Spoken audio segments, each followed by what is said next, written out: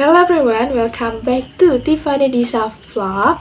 I'm Tiffany Dianisa from English Education Department A1 Uniswa Jepara semester 4. Video kali ini untuk memenuhi tugas pada mata kuliah jurnalism oleh Bapak Khairul Muslimin.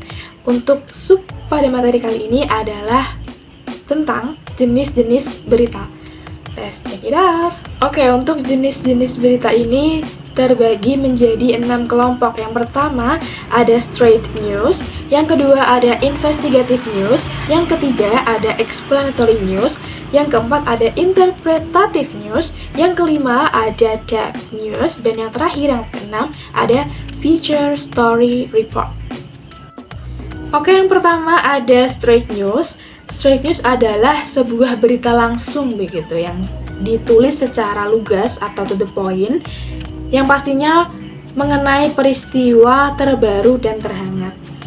Oke, untuk straight news sendiri memiliki dua jenis. Pertama ada hard news dan yang kedua ada soft news.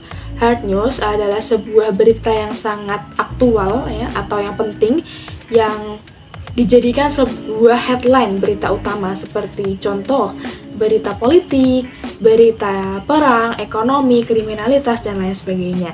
Yang kedua juga ini ada soft news tadi. Soft news adalah sebuah berita yang ringan atau sebuah hiburan gitu, pendukung dari hard news ini. Contoh berita seni, terus berita lifestyle, gaya hidup begitu. Untuk jenis yang kedua ada investigative news. Investigative news sendiri adalah sebuah liputan penyelidikan. Jadi informasi yang diperoleh seorang wartawan melalui sebuah penyelidikan dari berbagai sumber begitu ya, untuk memperoleh fakta-fakta tersembunyi. Karena wartawan ini menduga adanya pelanggaran yang ditutup-tutupi oleh kalangan tertentu, misal praktik kecurangan di SPBU. Selanjutnya nomor 3 ada explanatory news, pengungkapan sebuah peristiwa. Jadi berita ini diuraikan secara mendetail, misal menggali secara mendalam sebuah kasus pembunuhan. Contoh, kasus pembunuhan ibu dan anak di Subang.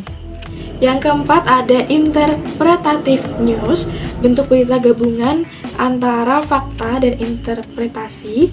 Jadi berita ini dikembangkan dari straight news serta penambahan informasi-informasi latar belakang, data-data yang terkait begitu, sehingga menjadi sebuah berita yang baru, jelas, serta komprehensif. Contoh, dampak kenaikan harga BBM terhadap harga sembako. Yang kelima ada depth news, berita mendalam. Jadi pengembangan berita ini berasal dari adanya sebuah berita yang masih belum selesai pengungkapannya dan bisa dilanjutkan kembali. Contoh ya, misal kisah orang hilang begitu. Yang terakhir nomor 6 ada feature story report, berita yang memiliki karangan yang khas. Penyajian berita ini mengabaikan pegangan utama penulisan berita, yaitu 5W+1H. Misal berita-berita human interest seperti kuliner, fashion, destinasi begitu. Oke, mungkin ini saja penjelasan tentang jenis-jenis berita dari saya. Kurang lebihnya mohon maaf. Have a good day.